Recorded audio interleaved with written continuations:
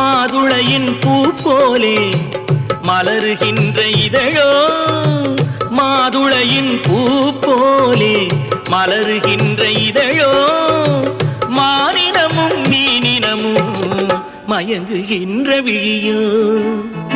நிலவு ஒரு பெண்ணாகி உலவுகின்ற அழகோ. எங்க அவரு? அதோ அங்க பார்.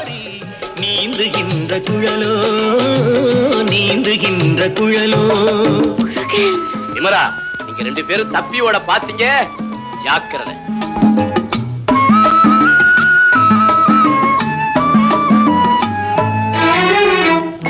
புருவம் ஒரு வில்லாக, பார்வையொரு கணையாக.